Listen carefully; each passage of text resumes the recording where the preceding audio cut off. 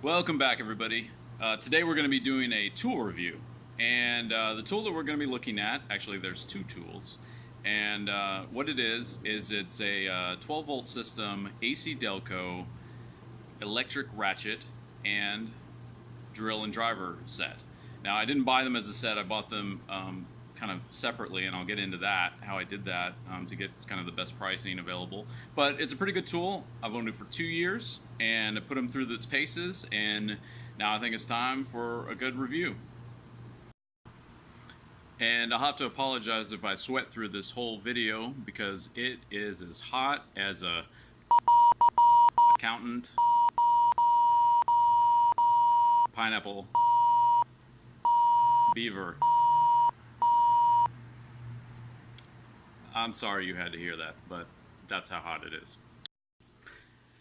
Alright, so let's look at the goods. So first up, we've got this molded case. Now, the way I did this is actually, I purchased the electric ratchet and as a package set, and it came with this case, which is kind of your basic. It seems sturdy enough, but it's a plastic hinge, molded plastic case. Comes with a charger, and it came with 2 batteries. Okay, 2 of the 12 volt, 2 amp hour batteries. And then what I did is I just bought this little driver as a bare tool. So it came with no batteries, no case, no nothing. It was just in kind of white box cardboard or something like that. But 2 batteries is really plenty for both of these tools. You can switch back and forth, and the charge time on these is very minimal. It's like 25 to 30 minutes it'll charge. So I've never had a battery run out really in the middle of, or at least both batteries run out in the middle of a job. You can always keep one on the charger and swap it in, swap it out. So that's what you get in the package. I think it also comes with a little 1/4 inch adapter cable. So first up, let's talk about the ratchet itself. So this is, you know, a fairly good size. It's a little bit taller than the equivalent Milwaukee unit, and it has a higher rated foot-pounds torque ability than the Milwaukee unit. This one is rated at 56 foot-pounds, whereas the Milwaukee is somewhere in the 30s, like 36.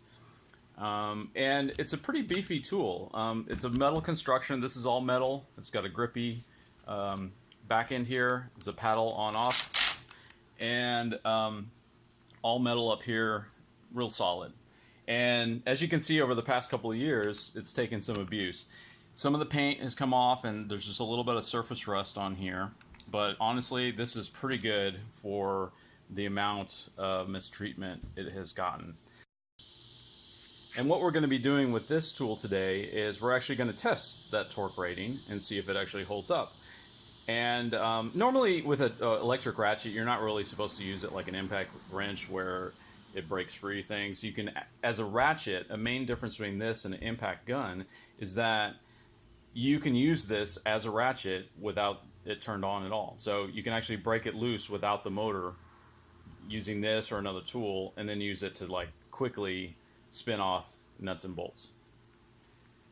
So we're going to put it through its paces, and then the driver is a 2-speed driver, and get it out of the glare.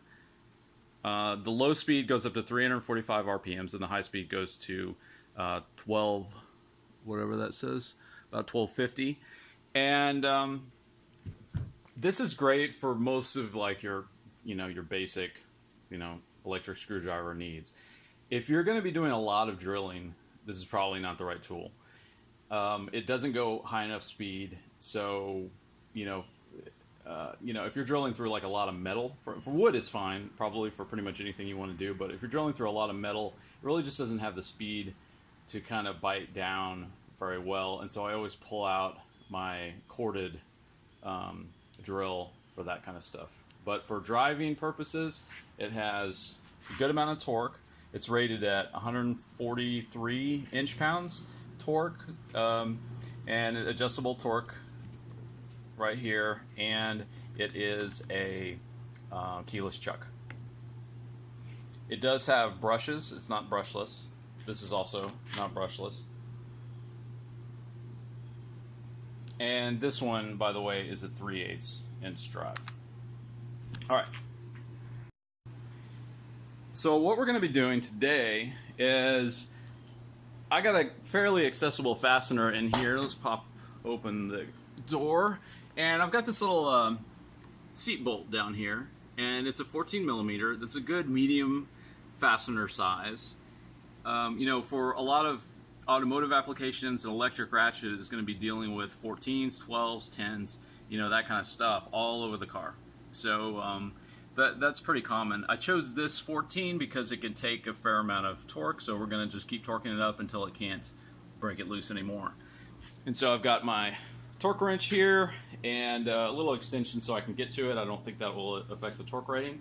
So what we're going to do is, I've got the torque set on 30 foot-pounds, and we're going to torque that fastener down to that. Alright, so let's get that on here. And let's verify that we're at 30, if you can see that. It's right there on the bottom. Okay. There we go. Okay, so we set our thing for removal, and it's got a little R or F switch on the back, which is convenient to actuate. And then we'll stick that on there, and we'll see what we can do here. Alright, so no problem at 30. Let's go ahead and set it to 50. Alright, got that at 40. See how that goes.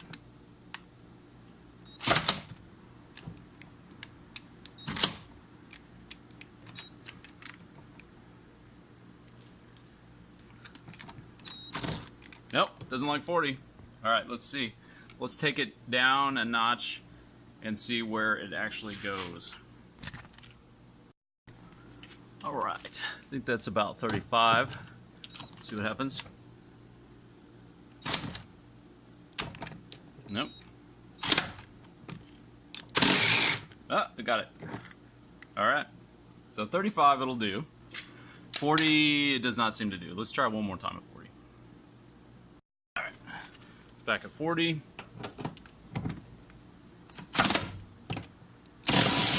Yep, slipped up.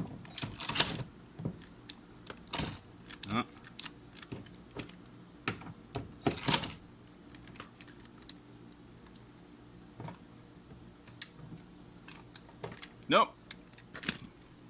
So basically, this is looking like about the same torque rating as the Milwaukee. And I didn't know what it was going to do actually before filming. This is news to me as well. Now, this is a little bit unfair. You're not really supposed to use an electric ratchet for brake, you know, removal, brake force, you know, that kind of thing, that torque. You use it like I just did. You can break it free just by giving it a twist, using the ratcheting function, and then, you know, using it to spin it all the way out, like that.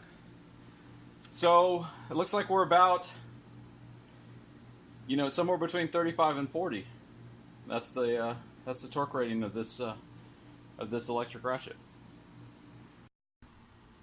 So, why do you want an electric ratchet as opposed to just a standard impact wrench or something along those lines, even a compact one? How does that compare? Well, electric ratchet can get into a lot of spaces. Basically, anywhere your normal ratchet can go, this will basically work. And so, for things under here, you know, there's not a lot of space here. You know, this gets in there and can get all those bolts off of the under tray, something like that. Exhaust bolts, obviously you might need something else to break it free, those exhaust bolts, but you can do that. You know, little spaces like this where you need to reach down in here, get to something way down in the depths of something, you know, somewhere like that. Interior work is perfect, where the angles are kind of weird underneath the dash, or, you know, something like that. So, you know, in the door, there's all kinds of little places where you might need to get a wrench on, and these things just become second nature to use. Anytime you would reach for a regular ratchet, you can reach for this electric ratchet, and it's just a huge time saver, you know, especially if you're you know, going to be removing a lot of small fasteners, which a lot of cars have. You have to remove a ton of stuff just to even get to the engine. For example, Exhibit A, you have to remove about 12 bolts to even do anything under the hood of this car, just because of all the plastic that has to come off. It's not clipped in, it's bolted in. So that's a good reason for the Ratchet. Now I'm going to be doing maybe a follow-up review on this guy, which I picked up not too long ago, and it's supposed to be 200 foot-pounds, and so far it's done really well. I've used it on all my car's lug bolts. Got an SUV with a higher torque setting, and it takes those lug bolts off fine. So really no problems with this guy. So if I need a little bit more torque, you know, I'm doing a brake job or something like that, and those things are a little bit higher torque around the control arms or whatnot, then this guy will do the job. Alright, so on to the driver. So I've got it set on the highest speed, and I've got it on a pretty good torque setting here. And I've started a few of these screws into a block of wood. And what these are just like some roofing screws. I just did a roofing project with it, reshingled a bay window, and they got a little star driver on it, and so they're made to go into this kind of 2x4s and things like that. So we're gonna see what that looks like.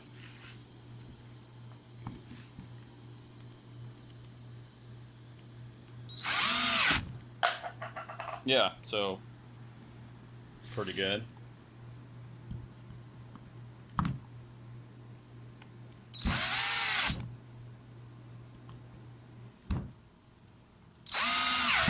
Whoa. Okay, so this driver works pretty good. So yeah, you can pretty much be doing that for several hours, and it'll have no problems. With the driver, you have this trigger control, and it's actually fairly delicate, so you can feather it pretty well. So this is on the faster speed even. I've got it set. I'm just feathering it in. And then that's top speed. And then if I change it on top here to low, here's top speed. Sounds about the same, but it's... And then if I feather it in, see how slow that goes?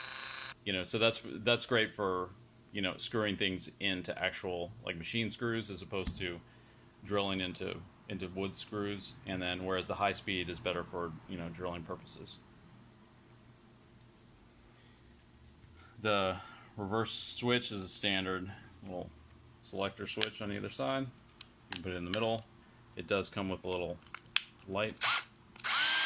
Stays on while you're drilling, not before or after, so you can't like turn it on and have it stay on for a second just by tapping the button, but it works pretty well. I don't really give this driver too much of a workout. It's just basic tasks around the house. It's nice and light just because of the 12-volt system that it uses, and this was perfect for me. I wanted something portable as opposed to my corded one, which is a little bit heavier duty DeWalt. So, do I recommend it? I think so. These ACDelco units seem to be well constructed, high quality, and they do get the job done. Now, in this case, you saw the test on this 14mm fastener. It did not go to 56 foot-pounds. It only went to 35 or so foot-pounds, maybe a little higher, 38. So depending on how they measured the torque, it could have been a smaller fastener. The fastener size really does affect, you know, the effective torque of you know, what it takes to break it loose. So they may have been testing with a completely different set of bolts or whatever. But in this case, what I chose, you know, was what I thought was kind of a medium-sized bolt, yeah, I got to about 35. Does that make it a bad tool? No.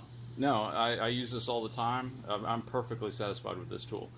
Now, like I said, I picked up the Ratchet and with this pack of the charger and 2 batteries for about $125.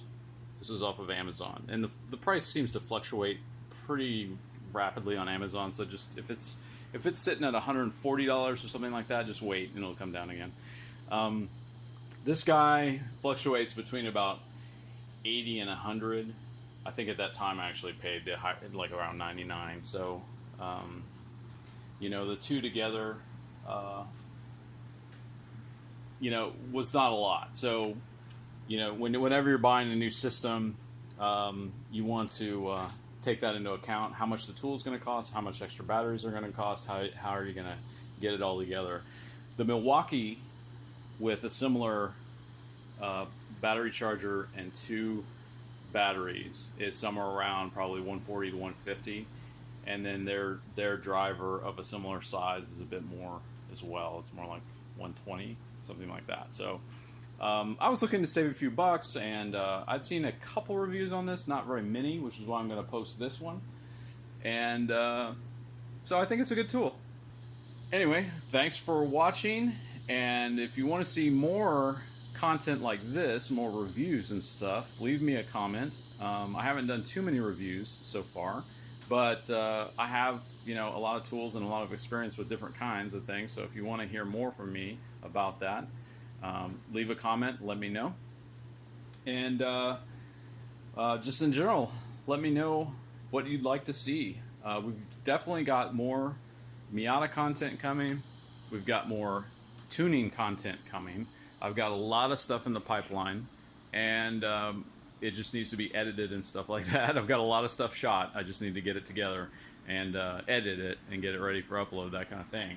And we've got a little bit of BMW content. I haven't really done much with this just because it's my daily, but I'm gonna finally put out the video that talks about the Plasti-Dip job on the BMW. So that's to come as well. So thanks for watching, everybody, and I will see you on the next one.